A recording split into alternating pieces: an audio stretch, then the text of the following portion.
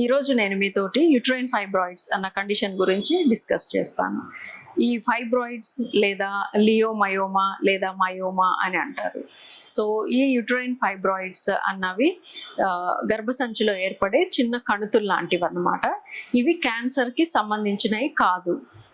So ఈ కణుతులు అన్నవి గర్భసంచిలో oestrogens ప్రభావం వల్ల యూజువల్గా డెవలప్ అవుతూ ఉంటాయి.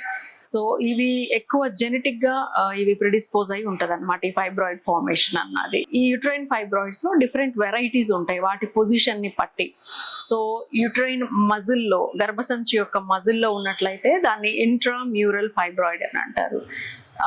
మజిల్లో కాకుండా గర్భసంచి పైన అవుటర్ సైడ్ కనుక ఉన్నట్లయితే వాటిని సబ్సీరోజల్ ఫైబ్రాయిడ్స్ అని అంటారు. ఈ సబ్సీరోజల్ ఫైబ్రాయిడ్స్ అన్నవి యూజువల్గా మనకి ఏ విధమైన సిమ్టమ్స్ కాజ్ చేయవన్నమాట. సో అన్నోటిస్డ్గా అవి చాలా ఎక్కువ సైజు ఇంక్రీజ్ అయ్యాక మనము నోటీస్ చేస్తాం, అన్నోటిస్డ్గా వెళ్ళిపోతాయి.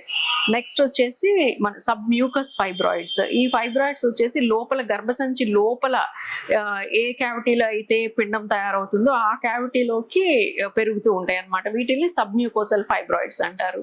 వీటి వల్లనే హెవీ బ్లీడింగ్ కానీ పెయిన్ కానీ చాలా సివియర్గా వస్తూ ఉంటుంది. సో ఈ యుట్రైన్ ఫైబ్రాయిడ్స్ అన్నది డిఫరెంట్ సైజెస్లో కూడా ఉంటాయి, డిఫరెంట్ పొజిషన్స్లో ఉంటాయి అన్నమాట.